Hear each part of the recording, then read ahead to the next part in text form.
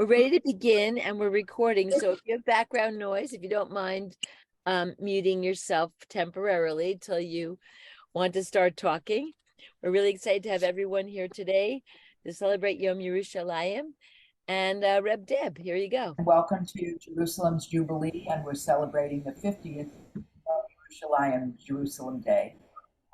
We see before us I'm going to just, we're at the wall, we're in Jerusalem, and you can see all around you, if any of you have been there, the site of the people praying at the wall in the courtyard.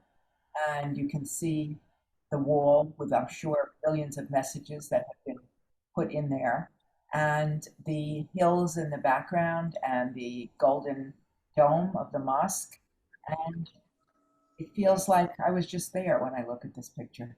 So let's go to our first slide. Here we go. Here we are. If someone would kindly volunteer, please unmute and you can read the text in the English for us. This is from Psalm 137. I'll go ahead and read it. Thank you. Okay, so if I forget you, O Jerusalem, let my right hand wither. Let my tongue stick to my palate. If I cease to think of you, if I do not keep Jerusalem in memory, even at my happiest hour.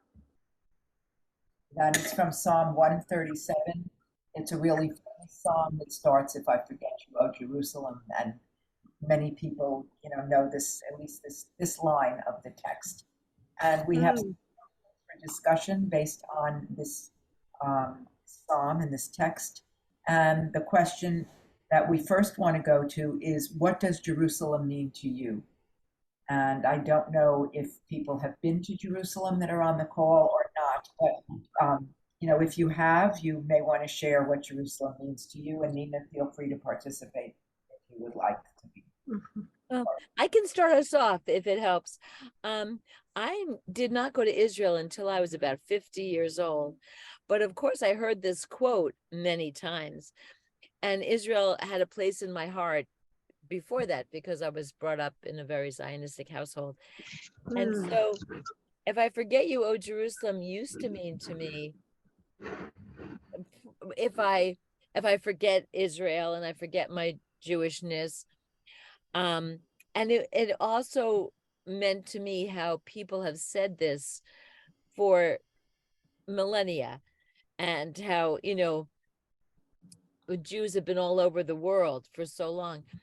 But also, after I went to Jerusalem, there was one night I was trying to go to my aunt's house, and I had to walk through Jerusalem, and it was Friday night, and there was nobody out. It was so quiet. There wasn't a car in the street. There was nobody walking.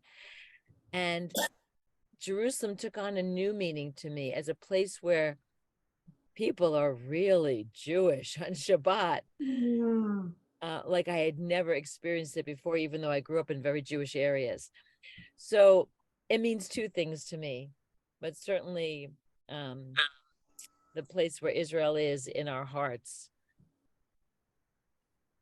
Thank you. And I know you've been many times since that first time. Yeah. How many times have you been to Israel? A lot. Oh, like maybe 6. JNF sent me when I worked for them often. I took groups of students to do community service there. Yeah, so you've seen it at a lot of different times, I think, in your own work life at different times in the development of the state, which is very, very, very interesting. Judith, have you ever been to Israel? Unfortunately, I have not. I've wanted to go for a long time. I almost went several years ago, and then there was like Intifada unrest, and my mom was very afraid for me, and I didn't go. But I feel a connection. Sometimes I don't really know exactly why. I have a grandfather that's buried in Israel. He was a religious person, and so I'm kind of Zionist, even though I haven't had a lot of exposure. But I very much feel it's very important for us to have Israel and Jerusalem for the whole Jewish population of the world. I've always felt it's very important that Israel be strong. So, grandfather, did he request to be buried there? It was my father's dad. He chose to be buried there. He was in Vermont, in Burlington, Vermont, and when he passed away, the plan was he was to be flown and buried in Israel. Wow. Yeah. What a love for Israel. What a love to be buried in the land. That's real. Yes. Yes. And so every holiday, I feel it's important to recognize, at least in some small respect, and to give Israel support, despite all the complexities.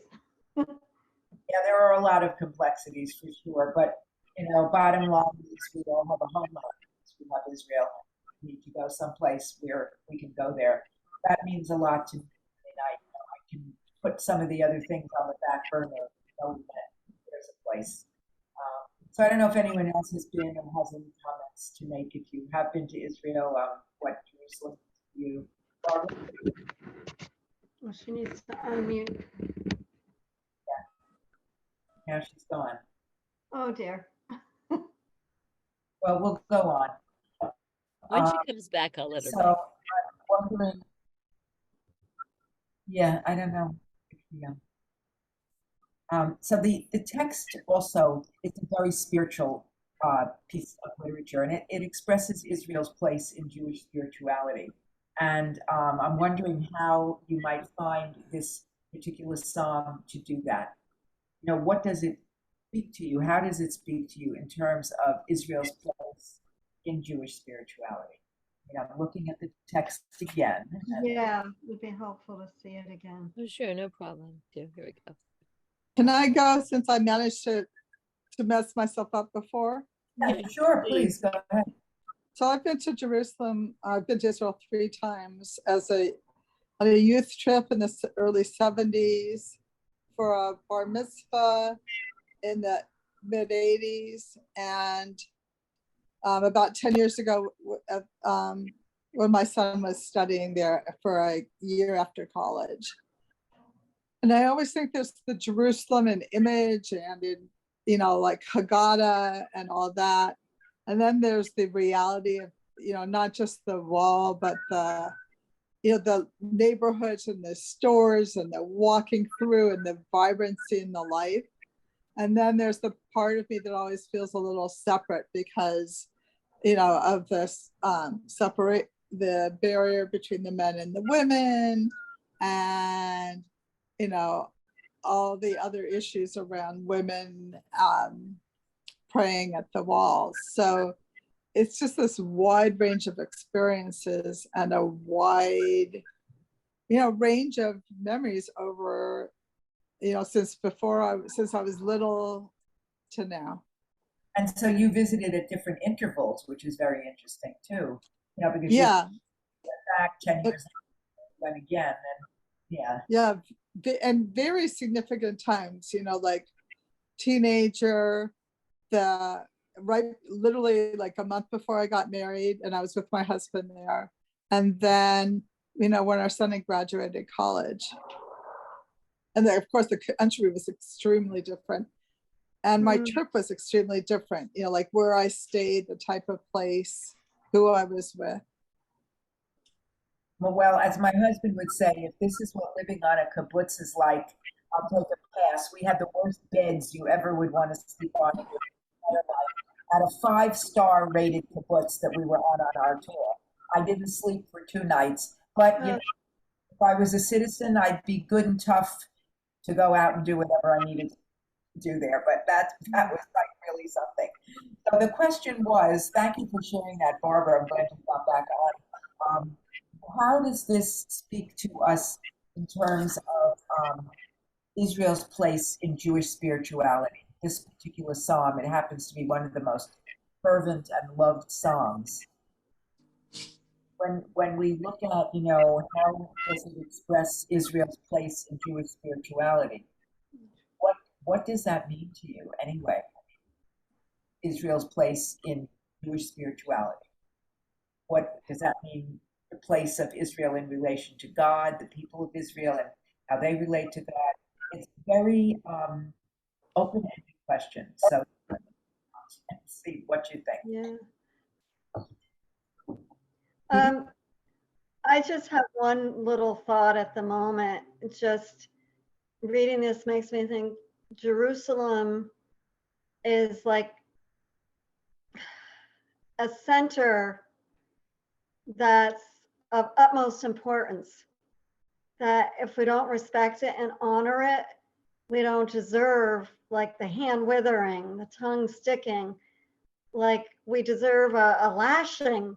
It's just, this is the center of Jewish life and Jewish history, Jewish faith. That's what I'm thinking in the moment. It's just, as you said, that there is a real consequence here. You know, that yes, to get Jerusalem, our right hand is going to wither. That's the strong hand, and I won't be able to speak in the manner I need to speak. And if I don't think about you, if I don't keep you in the foremost of my memory, you know, those 100 blessings a day and all those things we do at the holidays, even at my happiest hour, I can never, we're charged to never forget Jerusalem, to carry right. at all times, or else we're not honoring the faith. I mean, that's my opinion. That's just what it says to me. But feel free to weigh in, Nina. You're going to say something. I see Yeah. it. So it says, even at my happiest hour, and I think of, how you step on the glass, because